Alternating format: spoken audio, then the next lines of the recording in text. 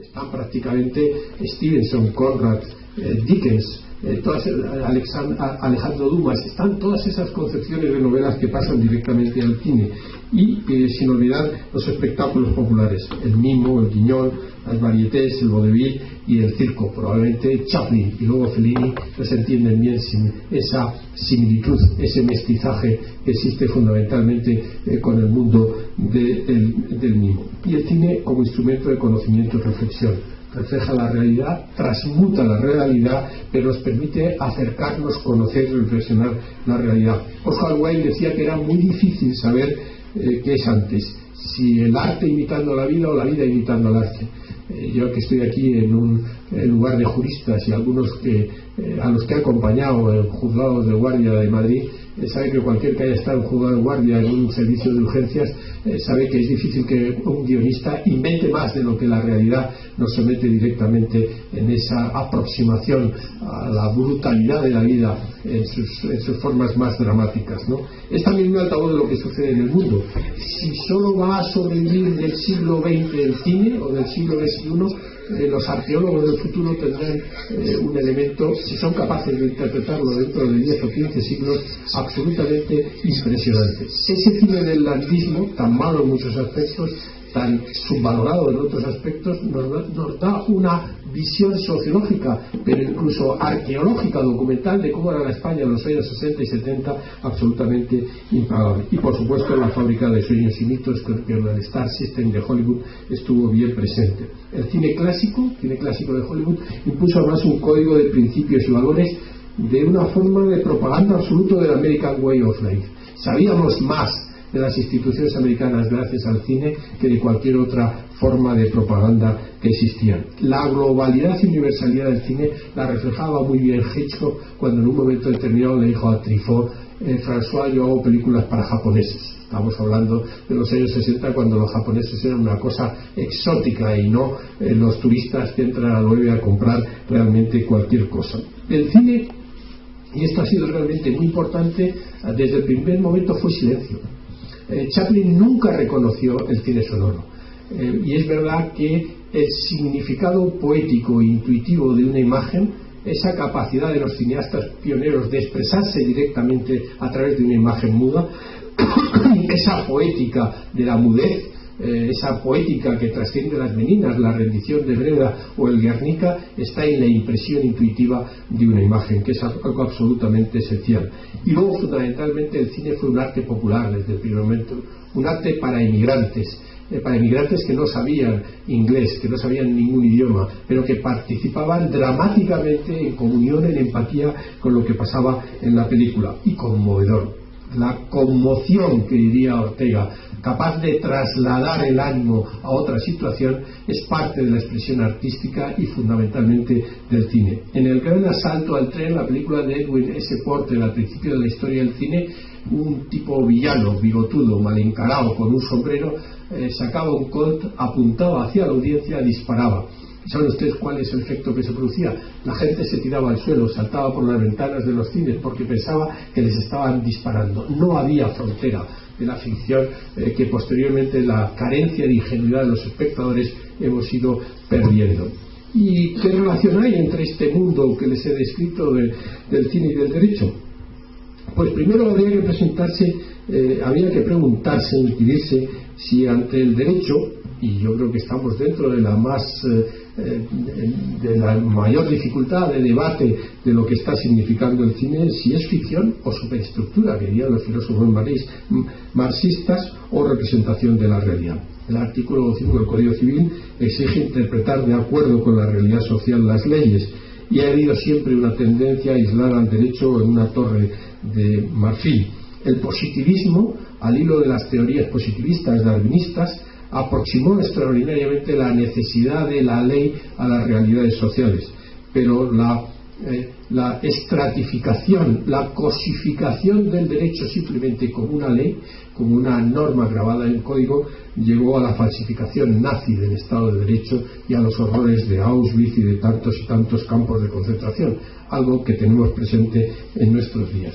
Y al otro lado de la moneda tenemos el juez sentado en la plaza del pueblo, el caí árabe, la amenaza de la deconstrucción con el uso alternativo del derecho, tan vivificador en muchos aspectos y tan destructor de alguna parte de la esencia del derecho. Y el derecho, como decía Oliver Wendell Holmes, como fiel balance en el mercado de las ideas, de los principios y de los valores. Y el juez nunca puede ser entendido como un prósopon, hablando en términos de tragedia antigua, como alguien que se coloca un ropaje, una careta, para que no se vea de alguna forma quién está ejerciendo esa labor de interpretación y de decisión del derecho. El derecho, por otra parte, es un relato de resolución de conflictos, un conflicto de derechos, deberes y de exigencias.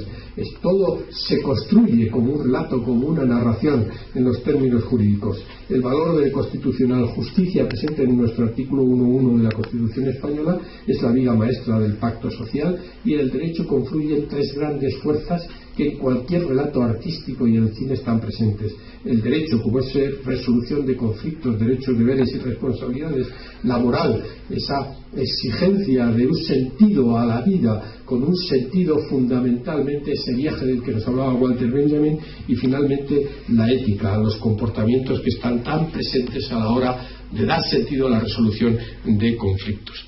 Aquí tienen ustedes a un muy joven Oliver Wendell Holmes, uno de los grandes juristas de la historia del derecho, al que traigo aquí por una cita que yo tengo presente a lo largo de mi vida profesional, cuando decía que el derecho debe más a la experiencia que a la lógica. Era la reacción de Holmes y de los positivistas norteamericanos para los silogismos a los que había concluido el final de la Edad Media y la codificación napoleónica. Estar más pegado a la realidad, más pegado a la experiencia, algo que además tenía un sentido muy último cuando estamos hablando sobre todo de estructuras de common law y no de derecho continental. Y este otro segundo personaje del que ya les advierto que con el que concluiré esta charla ante ustedes es Felix Frankfurter, probablemente otro de los grandes jueces de la Corte Suprema de Estados Unidos, un gran ideólogo del derecho.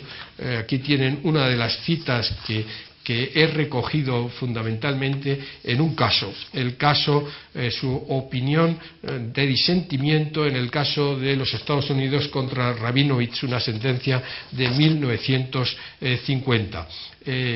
Felix Frankfurter, en ese voto disidente, dice algo que quiero resaltar esta tarde aquí en el Colegio de Abogados, porque creo que debe ser muy apreciado en los tiempos de correr. Decía Frankfurter, quejándose de la opinión mayoritaria tan restrictiva de determinados derechos fundamentales procesales, y decía: las salvaguardias de la libertad se han forjado en controversias que envolvían a gente no muy agradable. La idea básica de que los pleitos bonitos dan origen a mala jurisprudencia, que es otro axioma del common law, debemos de tenerlo presente. Las fronteras del derecho, como tantos otros personajes de las películas de juicios, se forjan en situaciones de gente no muy agradables. Todo el mundo debe tener derechos en igualdad de todos, en la aplicación de la ley igual para todos. Esos círculos secantes que nos unen a juristas y a cineastas, al cine y al proceso, pues está presente en el proceso. Cualquier tipo de proceso es un verdadero relato, como diría Walter Benjamin, y generalmente el de un conflicto con raíces profundamente humanas, estemos en la jurisdicción en la que estemos. En ese relato procesal confluyen ideas morales, se gobierna por un sentido ético y está presente la noción de ley, de norma. Walter Benjamin, ya he dicho fundamentalmente que tenía ese sentido, y creo que esa reflexión de Walter Benjamin nos lleva inevitablemente a esa reflexión del sentido moral que tiene el proceso, en el sentido de avanzar hacia una finalidad gobernada por la ley. Y el proceso es la viva imagen de un guión, y no solamente porque los procesos sean carne de guionistas, carnes de argumentos de películas, indiscutiblemente, sino porque el proceso, con esa estructura tan codificada por fases, por un ritmo temporal, a veces demasiado dilatado, también digámoslo, por esos protagonistas inmersos en un dramatismo innegable, por sus climas y por su inevitable final suspensivo, no sabemos realmente qué es lo que va a suceder. Recuerden ustedes la anécdota clásica de un pleito que se dilata, por fin se fija la fecha de la vista, está el cliente fuera, le manda un telegrama, en los tiempos que había telegrama, ahora le mandaría un WhatsApp, el abogado al cliente dice se ha hecho justicia, respuesta, recurre inmediatamente. Bien, ese final suspensivo que no sabemos, pero que nos deja siempre ante la posibilidad incluso de un padrino 2, una apelación, o de un padrino 3, incluso una casación, por no perdernos ya en el resto de las jurisdicciones europeas, tienen no pocos puntos en común con un guión de cine. Siempre, como todo relato, como todo proceso, como toda película, tiene un objetivo, que es la litis, que debe fijar cuanto antes con claridad, otro de los desafíos de los buenos guionistas, y que puede quedar yugulado y desgraciadamente vía nulidades, recursos, e incluso en muchos casos desgraciadamente se produce un flashback, que son los incidentes de nulidad de actuaciones, cuando, eso sí, se llama incidente excepcional porque excepcionalmente se admite ese incidente de nulidad. ¿Y qué decir de la sala de vistas? Pocos espacios hay más dramáticos ni tan perfectos como el escenario de una sala de vistas desde el punto de vista de la escenografía de lo dramático. Posee todos los elementos que se requieren a una escenografía que se precie como tal. Tiene una decoración simbólica, a veces demasiado recreada, ornamental, sitios predeterminados, puertas que se abren y se cierran, incluso público, el público dentro del escenario. Y el atrecho, pues tiene ustedes piezas de convicción, los documentos, las pruebas, todos los elementos para que se desarrolle un drama, y un drama con profundo contenido humano dentro de la sala de vistas. Y qué decir de los personajes. Todos los personajes son dramatis personae, tienen un rol asignado dentro del proceso: el juez, el fiscal, el abogado, defensor o acusador, el secretario, el acusado, la víctima, los testigos, los peritos, los agentes judiciales, el público. Muchos de ellos en muchos sistemas tienen incluso vestuario, las togas, un vestuario propio que les define frente al resto de las dramatis personas presentes directamente. Con estas contingencias, con estos títulos secantes, es hora de que descendamos un poco al terreno de las películas de cine y de los juicios. Si yo voy pasando algunos fotogramas, tienen ustedes a ese tipo de la izquierda, Atticus Finch, y a sus clientes. Ese chico negro acusado en el sur del peor de los crímenes que se puede acusar a un chico negro en los años 20, violar a una mujer blanca. ¿Y qué decir de este tribunal? Este tribunal de uno de los juicios de Nuremberg, presidido por ese juez del common law que solo podía tener el rostro de Spencer Tracy, que está juzgando y están mirando a quienes deberían de haber asegurado el Estado de Derecho, a quienes deberían de haber asegurado los derechos fundamentales, a quienes deberían de haber asegurado que los derechos fundamentales afectan a personas a veces no muy agradables. Y digo no muy agradables porque ellos consideraban no agradables a todos aquellos que estaban en la lista negra de la cosificación de las personas del régimen nazi. Y aquí tienen ustedes sentado en el banquillo hasta un fiscal, en presunto inocente, aunque el fiscal sea Harrison Ford, y sea inocente o culpable de muchas cosas, en la magnífica novela y más discreta de Scott Turow, abogado ilustre del Bar Association de Chicago, escritor eminente, y la película no tan eminente de mi amigo, Dios lo tenga en su gloria, Alan Pakula. Y bueno, no creo que ustedes, nadie de los que esté en la sala, deben de ignorar y no saber quién es este señor que con un monóculo procura proyectar la luz en el rostro de su cliente a ver si descubre si le están diciendo la verdad o la mentira. Un test, vamos a decir, un poco pintoresco, pero es que él es en sí mismo una eminencia gris de las courts, de la High Court británica, y se llama Sir Wilfrid Roberts, y es más bien conocido como el Zorro, protagonista excepcional de esa película maravillosa que es Testigo de Cargo, a cargo de Agatha Christie y Billy Wilder. Y si empezamos directamente, aquí tienen a un ciudadano que levanta la mano, está votando, está ejerciendo la justicia popular en un jurado de 12 hombres, 12 angry men, 12 hombres irritados, enfadados, 12 hombres sin piedad, en la traducción nuestra, y ahí lo tienen ustedes. Escogió muy bien Sidney Lumet a sus actores, son comunes. Por supuesto que hay uno que no es común, que es Henry Fonda, pero es que Henry Fonda tiene aspecto de ser el honrado, el bueno y honrado padre de familia del que habla el Código Civil. Y ya ven ustedes, como uno vote en contra, resulta que no pueden tomar una decisión, porque es necesario que todos estén de acuerdo, que estén en la unanimidad. ¿Y saben ustedes lo que están discutiendo? Pues están discutiendo algo que casi no se ve en la película, y si llegan ustedes tarde se lo van a perder, y es cuando el juez hace el summing up, el resumen del caso para el jurado, los despide. Ellos abandonan la sala, camino de la jury room, la habitación del jurado, y algunos se vuelven. ¿Y a qué se vuelven? Se vuelven a mirar al chico, al acusado, acusado de cometer un parricidio en la persona de su padre, y él les mira. Ese cruce de miradas establece un nexo de humanidad que va a pasar con ellos a la sala del jurado. Por eso esa es la encarnadura de la justicia popular que tiene el jurado. Y este tipo que alza la mano, el jurado número 1, 7, porque el reparto del play de Reginald Rose no le da nombres, solo los conocemos al final cuando se saludan. Este que conocemos que es arquitecto con el resto, son gente común, gente que llevan sus problemas a la sala del jurado. Esta película magnífica, de la que se han hecho versiones incluso en Rusia, todos los que peinamos canas recordaremos a Pepe Bódalo y el resto de un elenco maravilloso de actores españoles en el Estudio 1, cuando la televisión española era una televisión verdaderamente pública a la hora de transmitir cultura.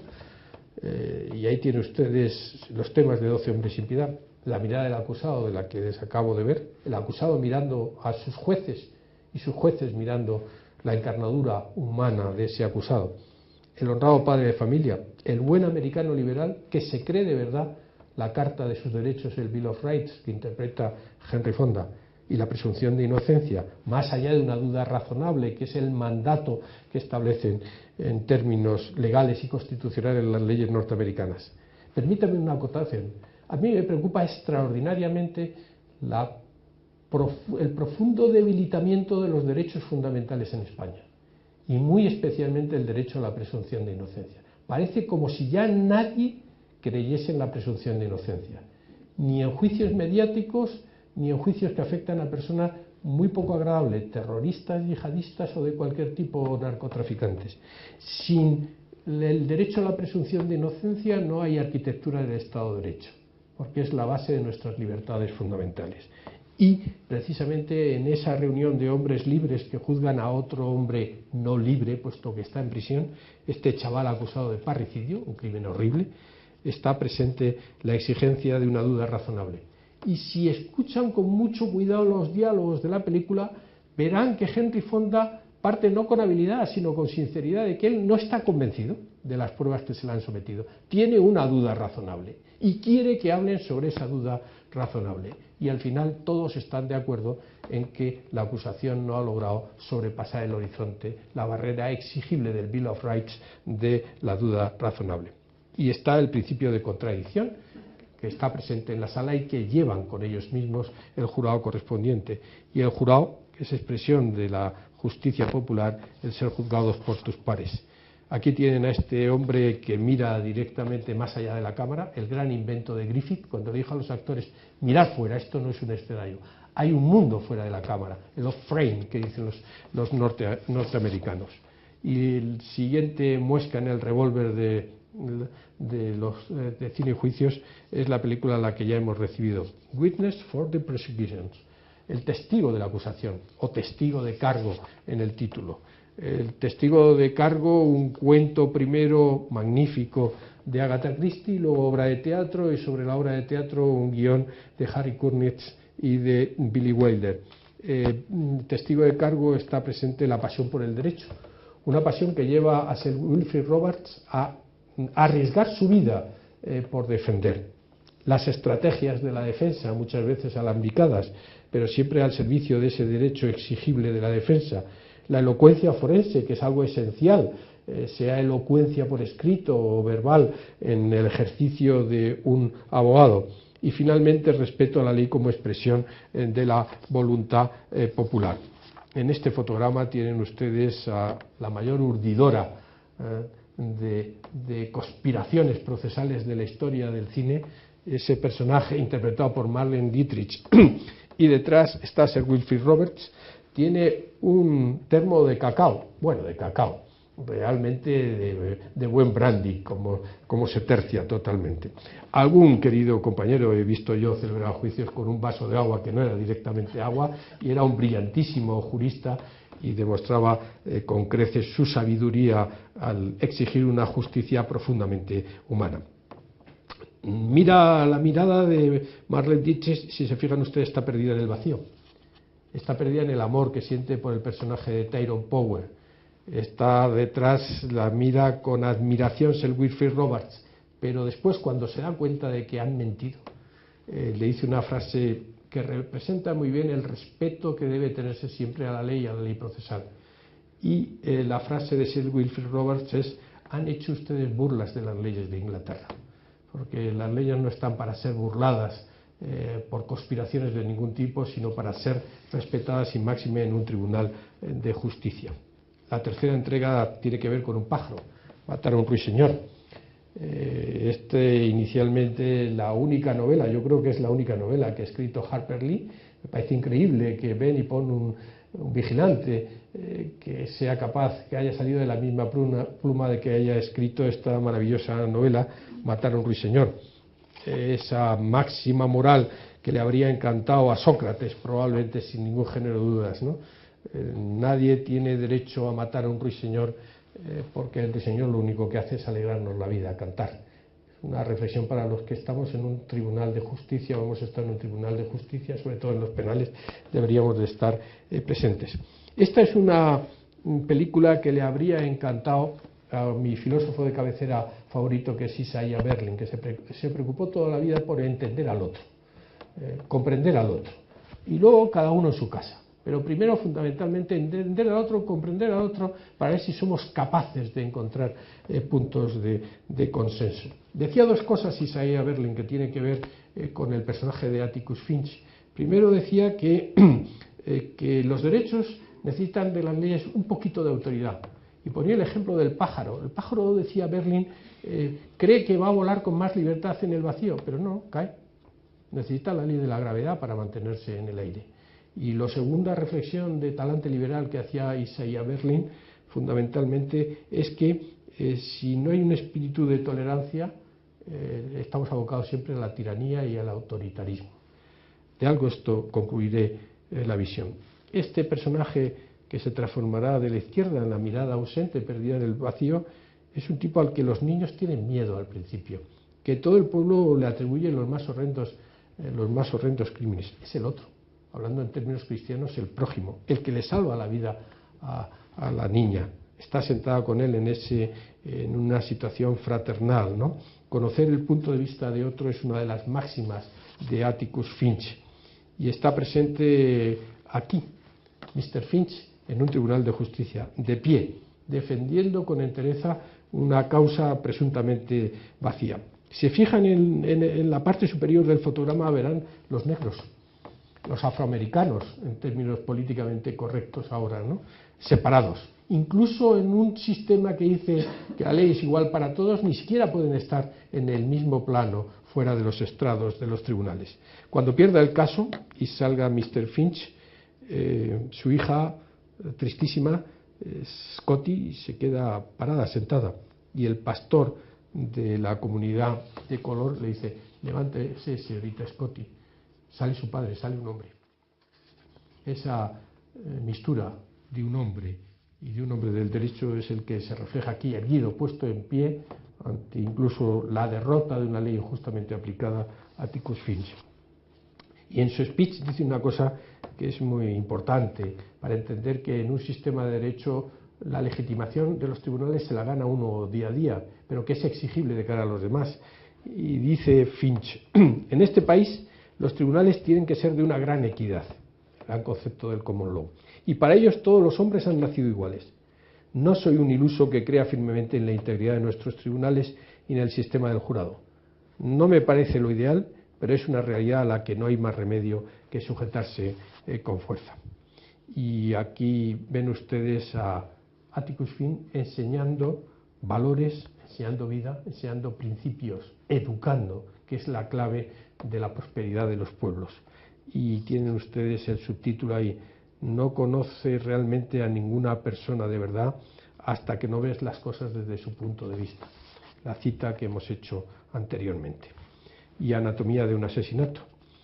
Tienen ustedes ahí el cartel, el magnífico cartel de Saul Bass, el gran diseñador de títulos de crédito norteamericanos. Anatomía de un asesinato es probablemente la película que mejor expresa cómo preparar un juicio, cómo llevar un juicio. Las estrategias procesales siempre al servicio del derecho de la defensa. Y fundamentalmente es quizás una viva encarnación de la dignidad deontológica del abogado, frente a la acusación, frente a los jueces, frente a sus propios clientes. Y al fondo hay una terrible situación de la violencia de género. Por cierto, los abogados lógicamente vivimos de lo que nos pagan los clientes. ¿Saben ustedes lo que se encuentran al final James Stewart y su amigo cuando van a cobrar la minuta? Un montón de basura, un tacón roto, de la que ha sido probablemente víctima del propio proceso, personaje de Lee Remick. Esa viva imagen de cuál es la condición humana después de un juicio la presenta maravillosamente Otto Preminger. Hemos hablado de elocuencia forense y de estrategias procesales, y ahí tienen ustedes a James Stewart, antiguo fiscal, muy enfadado por haber perdido la elección, dicho sea de paso, haciéndose cargo de la defensa. Lo tienen ustedes a la derecha, de un muy chulo y muy soportable, una persona muy poco agradable, oficial del ejército de los Estados Unidos y un maltratador. Hemos hablado también de vencedores o vencidos, y de vencedores o vencidos les quiero hablar de cómo ha discurrido el derecho de gentes al genocidio. Derecho de gentes que construimos los españoles, los teólogos políticos, filósofos políticos de la Edad de Oro española. Es un proceso a los profesionales nazis del derecho.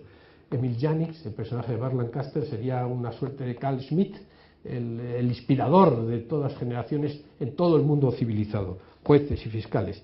Y es ese aspecto terrible del guión de vencedores o vencidos, que son juzgados los que tenían que haber aplicado el derecho, los que hicieron dejación de la aplicación del derecho. Son hombres de leyes y hombres de injusticia, y plantea el derecho a juzgar las leyes injustas. Es el cambio del common law que representa ese juez veterano, ya prácticamente al borde de la retirada, que encarna maravillosamente Spencer Tracy, y el positivismo duro y puro llevado a sus últimos extremos, que es el personaje de Emil Jannings, interpretado maravillosamente también por Burt Lancaster. Y aquí tienen ustedes a este juez del common law, un juez que sabe que la base, como decía Atticus Finch, de un tribunal es la equidad, pero la equidad en el ejercicio exigente del derecho. Y esta imagen es muy actual.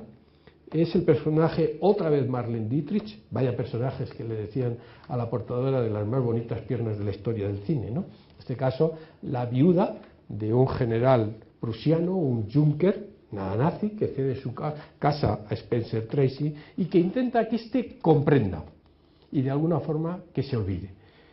Comprensión y olvido son difíciles cuando se trata de la vulneración de los derechos fundamentales masivamente ejecutado. Y finalmente está aquí esta confrontación en la celda final entre Emil Jannings a la izquierda, y de espaldas solo vemos el cogote, Spencer Tracy, el juez del common law. Le dice Jannings: no se preocupe, usted ha hecho justicia, ha dictado una sentencia justa, pero le puedo asegurar que yo no era consciente del horror que se había producido. Y Spencer Tracy define maravillosamente lo que es el ejercicio de la justicia, el derecho natural, cuando dice: cuando usted dictó la primera sentencia injusta a sabiendas, abrió las puertas del horror. Veredicto final. Esta es una de mis películas favoritas, basada en una novela de Barry Reed, basada en un caso real fundamentalmente. Plantea, esa flechita es que está ahí en un cameo Bruce Willis con más pelo de lo que normalmente él tiene, dicho sea de paso, pues si alguna vez se fijan ustedes, nada, es simplemente una aparición, un cameo en ese género. Y lo que plantea Veredicto Final son muchos temas, pero básicamente el derecho como guardián del contrato social. Está en el centro de la película, está un bargain, un acuerdo extrajudicial. La archidiócesis de Boston, siempre la archidiócesis de Boston, que dirige un hospital católico, intenta que dos médicos anestesistas que están trabajando pro bono en el hospital, muy sobrecargados de trabajo, pero que han cometido un error, no vayan a juicio, por ellos y por el prestigio del hospital y de la archidiócesis. Y le ofrecen a este abogado, Frank Galvin, al que tienen ustedes ahí, encarnado maravillosamente por Paul Newman, para mí es su mejor actuación en toda su carrera, le plantean un bargain de tal manera que cuando le enseñan el papel con la cantidad es la que ha pensado él, pero él lleva una contraprestación, lleva una Polaroid. Él, antes de ir a ver al arzobispo, ha ido al hospital a ver a su cliente, a la que no conocía hasta ese momento, y ve a una chica hecha un vegetal, llena de tubos en una cama de un hospital. Le hace la foto, hace así para que se impregne la imagen y la mira. Y se queda meditabundo, plano de esos mental extraordinario que Sidney Lumet le saca a Paul Newman, y que Paul Newman le aporta a Sidney Lumet, el director, y al final lo que llega a la conclusión es que no puede aceptar ese acuerdo extraoficial porque esa chica necesita justicia, no necesita un acuerdo extrajudicial. Alguien tiene que reconocer un error y no reconocer en términos puramente económicos. El derecho como guardián del contrato social. Hay un momento determinado en que Frank Galvin le cuenta fundamentalmente para qué ejerce él el derecho. Se lo cuenta a una abogada maravillosa, Charlotte Rampling, que va a ser el insider que el terrible abogado James Mason, The Lord of Darkness, el señor de las tinieblas, subrepticiamente ha metido en el equipo sentimental de Frank Galvin. Frank Galvin le dice en un bar, mientras están cenando, a Charlotte Rampling lo siguiente: los débiles necesitan que alguien luche por ellos. Para eso están los tribunales de justicia. No están para impartirles justicia, están ahí para darles la oportunidad de corregir injusticias. Es una de las frases más escalofriantemente que radiografían el papel moral que veía Walter Benjamin, que corresponde a los tribunales de justicia. Veredicto final están los derechos de la víctima, las conformidades y la ética profesional y el sentido del derecho, el derecho como bastión de equilibrio social para los más débiles, y el jurado y la justicia popular de nuevo. De nuevo, fundamentalmente, Frank Galvin le dice esa noche cenando a Charles Rampling: el jurado quiere creer lo que quiere creer, es digno de verse. Tengo que ir allí y escoger algunos. Todos han creído siempre que es una farsa, que no se puede luchar contra la burocracia, pero cuando se sientan en la tribuna del jurado, veo en sus ojos un ligero cambio. Y ese jurado al que se va a dirigir finalmente en un speech escalofriante,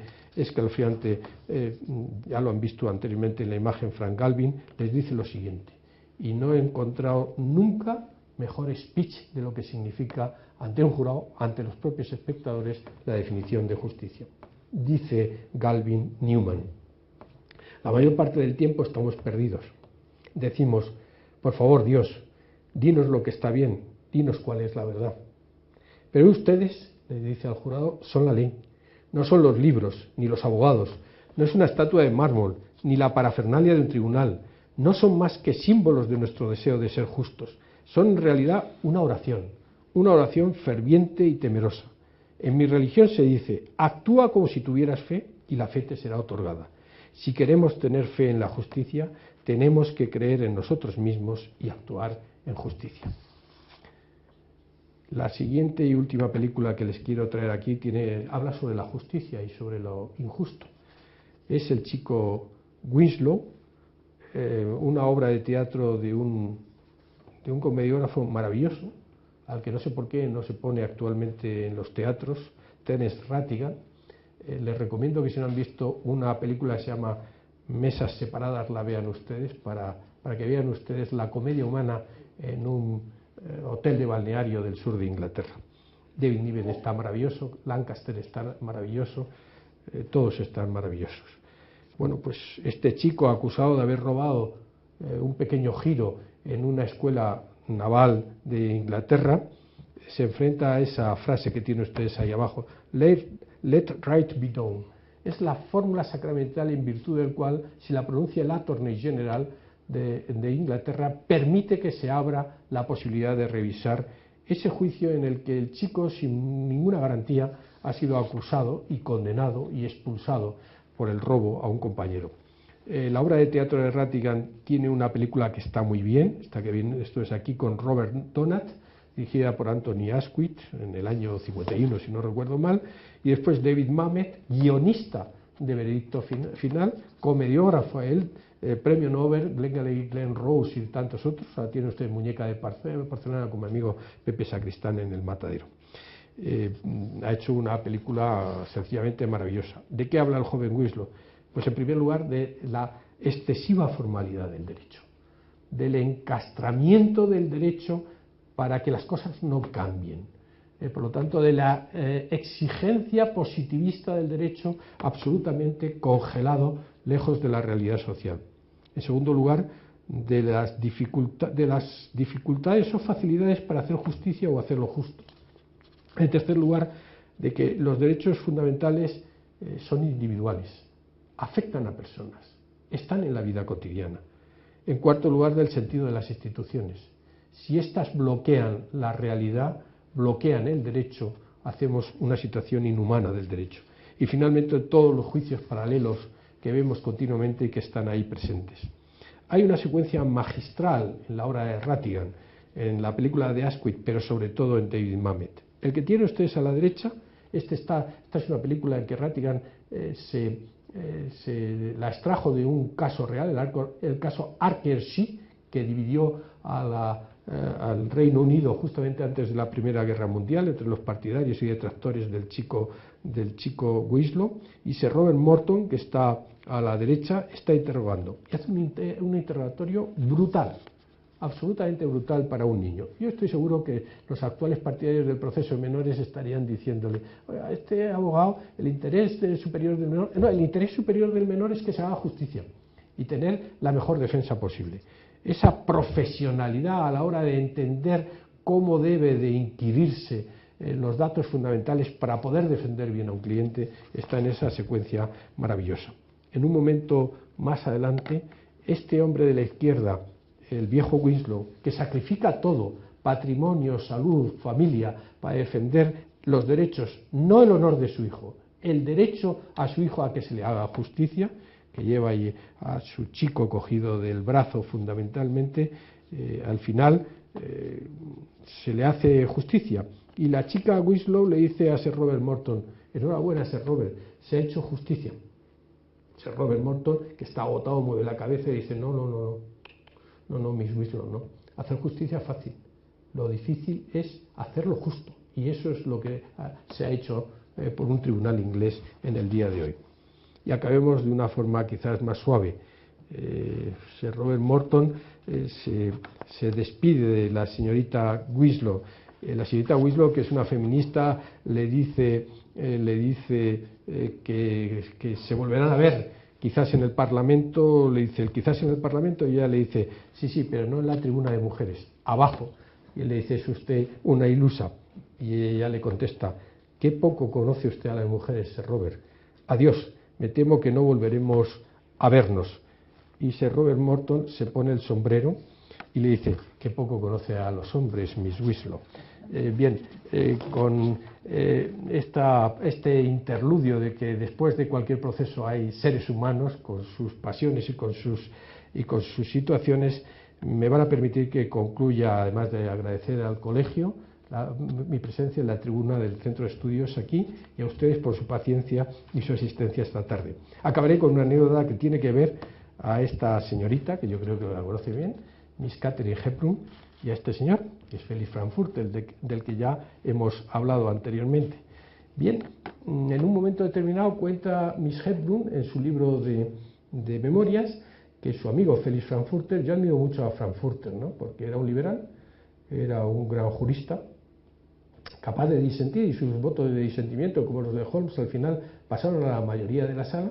Pero si le admiro además es porque además era íntimo amigo de Miss Hepburn, claro, ¿no? Además de ser juez de la Corte Suprema, de ser íntimo de Katharine Hepburn, comprenderán ustedes que yo a Frankfurter le tengo considerado muy alto en el ranking de juristas que todos hemos conocido.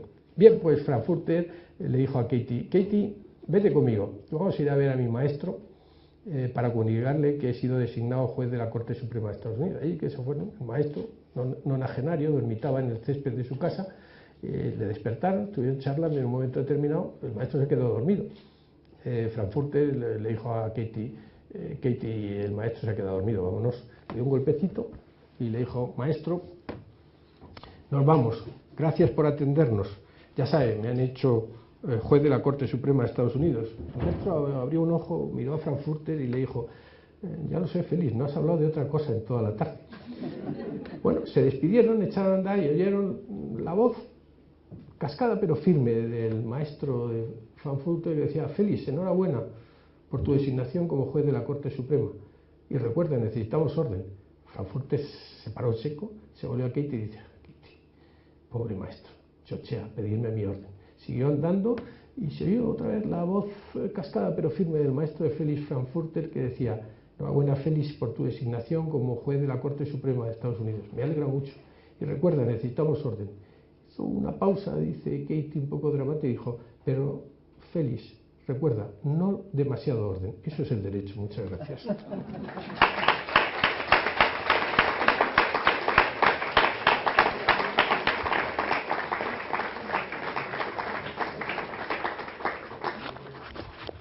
Bueno, pues yo creo que yo estoy absolutamente trascendida, ¿no? Yo creo que Eduardo ha logrado lo que él decía que tiene que hacer el cine, que es hacernos trascender de esta realidad, y luego yo he trascendido de esta realidad, he estado metida, creo que en una especie de magia en la que se ha confundido el derecho y el cine, de la que yo creo que de ambos, del derecho y del cine, pues somos todos los que estamos aquí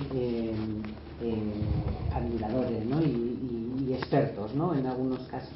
Yo tengo un montón de cosas que preguntarte porque yo creo que has tocado prácticamente todo lo que se puede hablar del derecho en todos sus ámbitos, pero desde luego ahora es turno de ustedes si quieren plantear alguna pregunta, algún comentario. Ricardo, buenas tardes, tienes la palabra. Buenas tardes, Ricardo, muchas gracias. Muchas felicidades por la conferencia. Espera que, Ricardo, espera, porque es que se está transmitiendo en streaming y así todos los que lo están viendo también tienen oportunidad de ver las preguntas. Pues reitero la felicitación y el agradecimiento a la Universidad y a los centros de estudios y al conferenciante. Y le quería preguntar a propósito de un proceso en el que el cine recientemente ha tenido una gran importancia, que ha sido la apertura de debates jurídicos. Quería conocer su opinión acerca del papel de películas como Filadelfia, que en este caso, en el contexto de un argumento sobre un proceso de discriminación, habría todo un debate jurídico y social acerca de la discriminación que sufrían las personas infectadas por VIH. Muchísimas gracias. Sí, gracias. Sí, efectivamente, yo creo, por eso creo que uno de los numerosos puntos secantes entre el cine y el derecho es la realidad social. El cine se acerca a la realidad, sea desde un punto más cercano, como hizo el neorrealismo, o de un punto realmente muy alejado, como puede ser el cine clásico de Hollywood, a través de una ficcionalización de esa realidad, ¿no? Pero el cine, y particularmente el cine norteamericano, siempre ha olfateado siempre muy bien donde hay un punto de debate que acaba llevando siempre a un aspecto, dirían los viejos marxistas, dialéctico, es decir, una profunda crítica del sistema para luego decir que las actuaciones individuales que creen los principios, ideas y valores permiten dentro de ese sistema, vamos a decir, si no corrupto, muy movido, fuera de la foto fija de lo que debía ser el Bill of Rights o las enmiendas de la Constitución norteamericana, intentar poner más orden. Usted ha citado Filadelfia y la verdad es que plantea no el problema de los enfermos de SIDA, que en ese momento era absolutamente básico, sino el problema de la relación laboral, de la discriminación y de la posibilidad de que el derecho equilibre socialmente la postura de los más débiles, como dice Frank Galvin en palabras de David Mamet en el guión de veredicto final.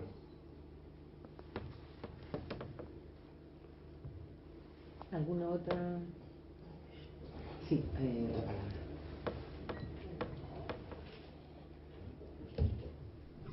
Ante todo, enhorabuena por el coloquio que ha estado muy bien.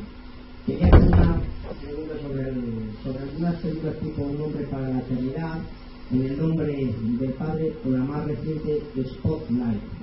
¿Qué es lo que se pretende con estas películas?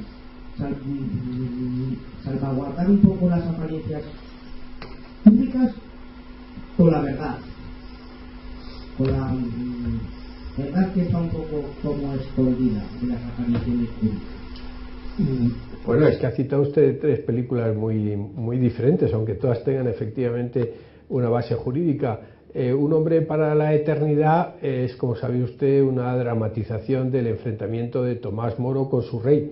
De igual forma que hay otra película de Peter Glenville, que es Beckett, que trata también un poco de ese tema, ¿no?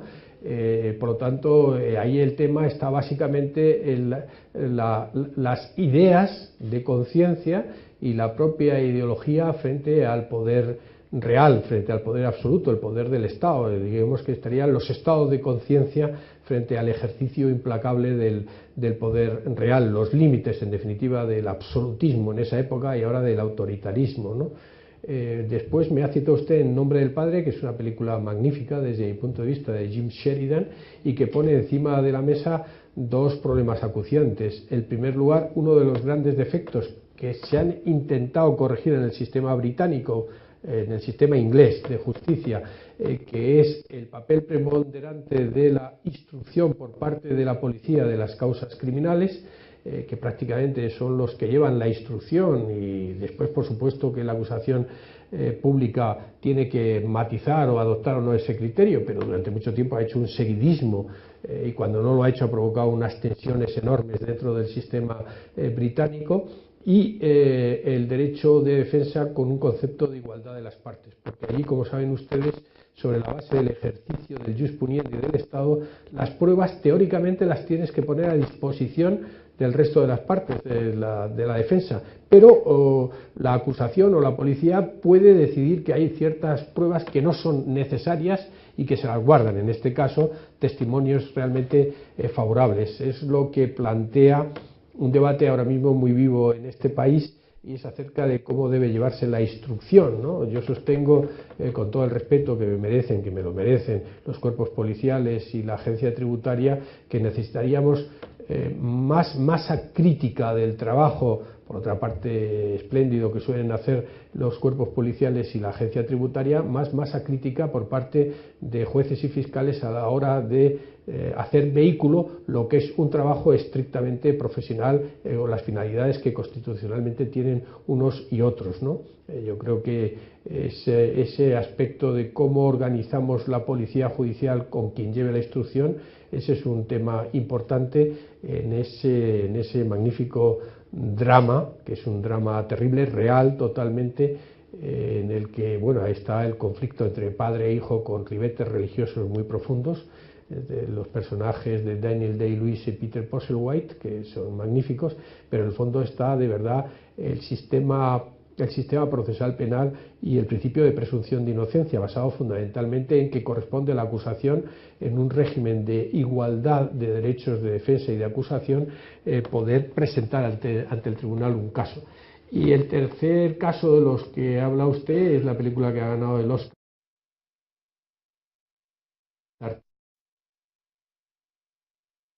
que lo que presenta básicamente es un trabajo de investigación. Estaríamos dentro del derecho constitucional al derecho a la información, sobre una práctica poco cristiana y poco ciudadana por parte del arzobispado de Boston y del cardenal Lowe, poderoso cardenal Lowe, con respecto a los casos de pederastia de sacerdotes que se habían cometido en la diócesis. Yo creo que ahí lo que está presente es el derecho a la información, ¿no?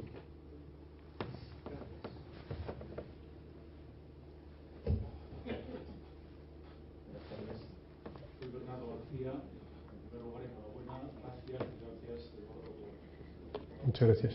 Sí, ahora, bueno, quería recordar a Pepe Garrido, que era un coordinador, el primer coordinador del curso de laboral del Centro de Estudios, y que en unas de las clases que impartía, pues decía a las personas que participaban en los cursos que tenían que leer muchas novelas, ver muchas películas, porque había mucha defensa para sus causas precisamente en ellas, ¿no?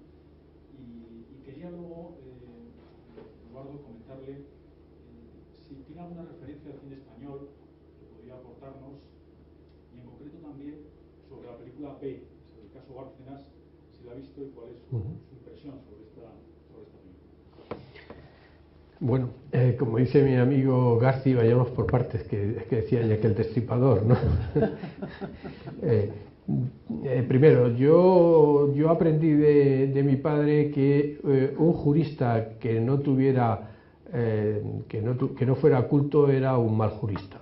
Y creo que mi padre tenía bastante razón en el concepto de cultura, no de erudición, a veces hemos confundido mucho, sino alguien que es capaz de mirar alrededor e incorporar la literatura, el cine, porque forma parte de la realidad, y que un jurista culto está más cercano al ejercicio de la realidad social que otro que simplemente se dedica a otra cosa. Él insistía mucho, nos insistía mucho en casa que leyéramos, fuéramos al teatro, al cine, etcétera, y decía, y además procurar tener un hobby un poco conectado con la cultura, dice, porque si no acabaréis hablando solo de las sentencias de la Aranzadi y de los chismes de la carrera y del escalafón, decía mi padre, ¿no? Bueno, yo he procurado seguir ese consejo, ¿no? Por lo tanto, todo lo que signifique acercarse al mundo de la cultura es estar cerca de la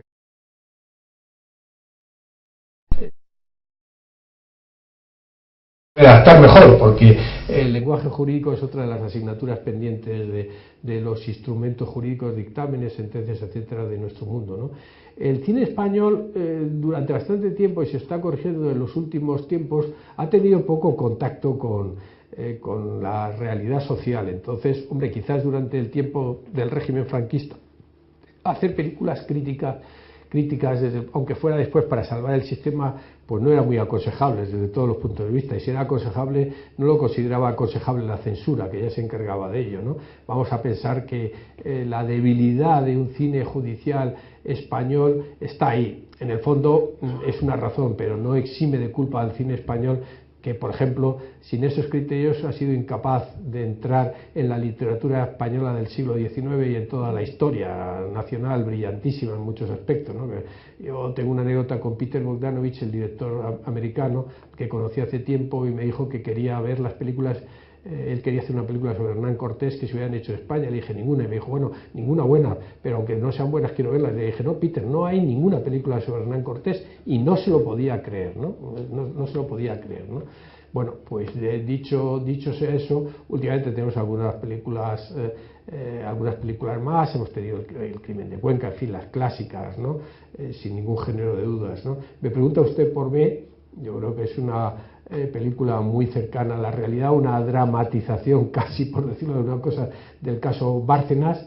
Yo creo que tiene más interés dramático que cinematográfico, que desde mi punto de vista es más discreta el propósito que lleva ese enfrentamiento Bárcenas-Pablo Ruz, vamos, en definitiva, totalmente, ¿no? Pero no sé yo exactamente si la cercanía a los hechos permite fulgores artísticos, no lo sé, ¿no? Es que a lo mejor, no, con eso no quiero decir que no se hagan películas muy directas, muy cercanas, que creo que puede y deben hacerse, y me parece bien que se hagan, ¿no?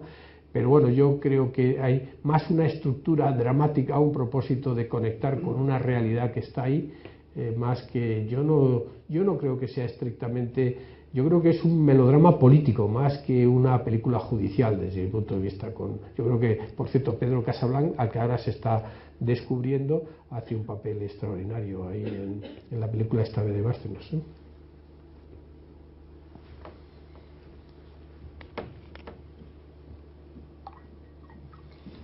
Bueno, no he hablado de un caso judicial, lo digo porque está aquí mi admirado compañero y sin embargo amigo, que decía Alfonso Sánchez, Ignacio Sierra, y tenemos amistad común con Antonio Jiménez Rico, que es un director estupendo, y adaptó una novela de Felipe Trigo, Jarrapellejos, que en el fondo hay toda una estructura del caciquismo que acaba comiendo el sistema judicial español, una estructura como la extremeña, ¿no?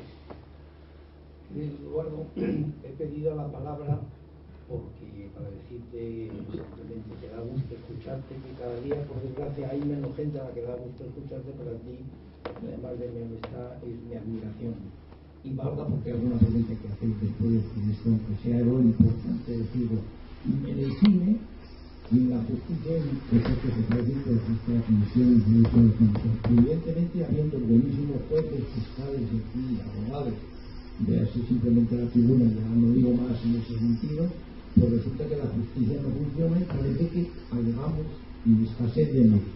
Y de acuerdo, pero en el cine igual, y por los actores, el cine español no ven, digamos, en una terminología muy de andar por casa. Entonces yo pienso, somos capaces de hacer los buenos diagnósticos, nos falta imaginación.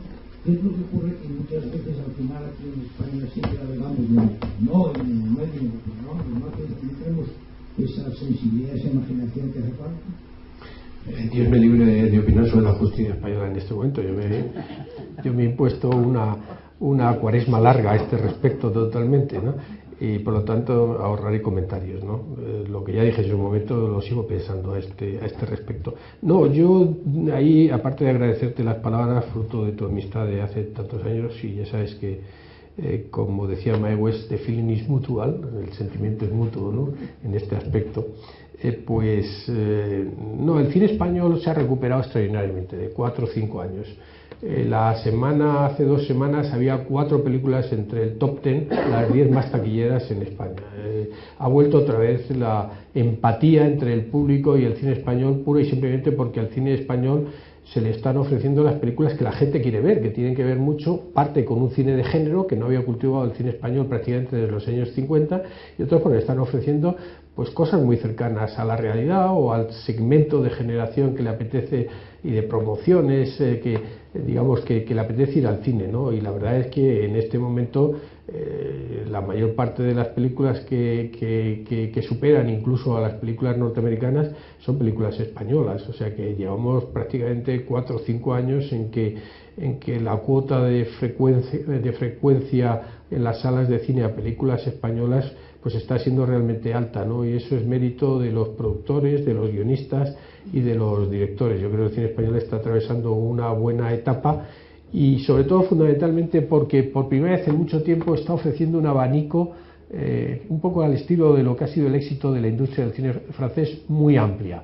Cine de terror, cine político como cine B, comedias tipo 8 apellidos vascos, catalanes o lo que sea, de todo tipo, thrillers como La isla mínima o El niño, muy bien hechos técnicamente, industrialmente, y otros que no se ven en las salas desgraciadamente porque salen con muy pocas copias, ¿no? Si alguien logra pescar por ahí una película que se llama Sicario, no la película norteamericana, que está bien, sino otra película de un director español en el que está Pedro Casablan también, y Víctor Clavijo, un chico joven que es un magnífico actor, es un sicario al que contratan para matar, un tecnificado sicario que no quiere matar una noche a una mujer que está embarazada en la bañera y tiene que hacer el recorrido continuo hasta llegar a quien ha ordenado el íter. Es un thriller bastante brutal, pero que tiene que ver mucho con la moral del país en este momento. Lamento que no se haya visto mucho en los cines, pero es otra buena muestra de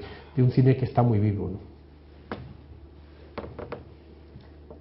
Bueno, yo creo que yo voy a aprovechar que no hay más palabras suyas para hacerte yo una pequeña y última pregunta, un comentario, porque si no te tendríamos aquí hasta posiblemente hasta mañana de madrugada. Decías, Eduardo, hablando de 12 hombres sin piedad, y yo lo comparto, que constatabas que se ha producido un profundo debilitamiento de la presunción de inocencia, ¿no?, en España, y que sin presunción de inocencia no hay arquitectura en la justicia. Hablabas de juicios paralelos, de condena social, en fin. Yo creo que te pregunto si eso responde a una cierta banalización que hay ahora de la justicia en general y de la justicia penal en particular, y sobre todo si crees que el cine es una herramienta que puede servir para corregir esto. A lo último, querida decana, querida Sonia, sin ningún género de dudas, he citado como el cine de Hollywood era un cine hecho para ganar dinero, pero también para entroncar con la gente, es decir, que la gente comprendiera las cosas que veía en el cine y se entretuviera con ellas, ¿no? Y evidentemente ellos fueron... Este viernes les recomiendo que vayan a ver la película Trambo, es la vida parte de la vida de Dalton Trambo, el gran guionista norteamericano, Blacklisted, colocado en la lista negra por el senador McCarthy, y bueno, pues un personaje humano excepcional, un guionista y un escritor excepcional sin ningún género de dudas, ¿no? Pero ellos procuraban que por muy alejado que fuera de la ficción hubiera hubiera problemas humanos en la pantalla, desde una comedia loca hasta Senderos de Gloria, ¿no? Y eso el público lo apreciaba porque además se le envolvía en unos conceptos técnicos, un lenguaje muy apreciable directamente por el público. Se producía lo que decía George Axelrod, que a los 10 minutos te olvidabas de la hipoteca, de los problemas con tu mujer, de que incluso eras desempleado. El cine subió extraordinariamente en la época de la Gran Depresión. Era un cine barato, era un arte barato concretamente, y por lo tanto subió la frecuencia en esos años de desesperación y desempleo de la Gran Depresión. Y por lo tanto yo creo que sí, que el cine es un instrumento poderoso para llevar la realidad social y que la gente lo vea, ¿no? Hay un aforismo de la comedia de Plauto y los romanos que es castiga ridendo mores. Eso es el cine de Billy Wilder, ¿no? A través de burlando se dicen muchas cosas, incluso en la comedia, ¿no?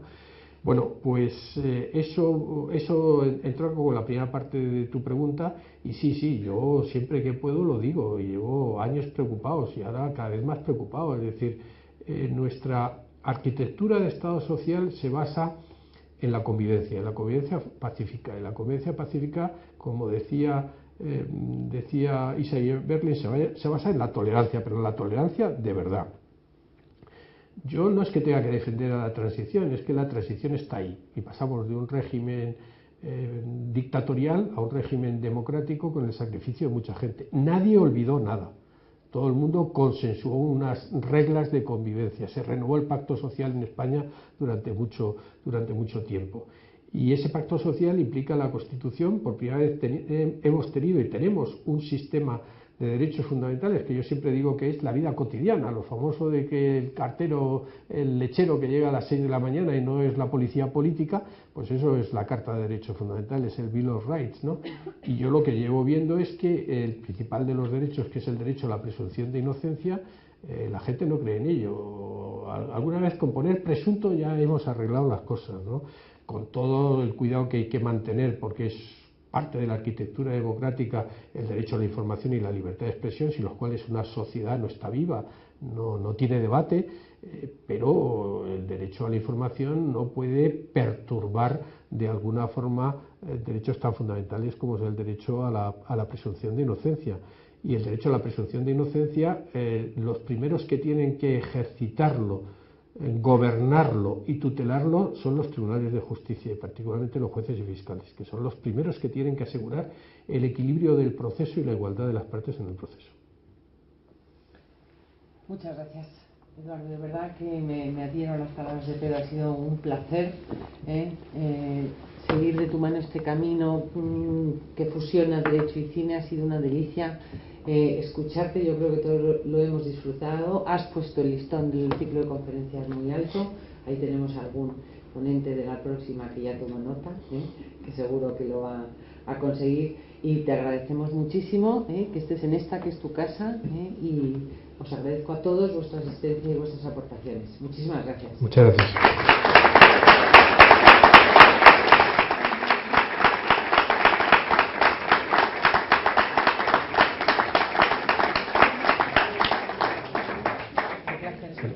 Muchas gracias.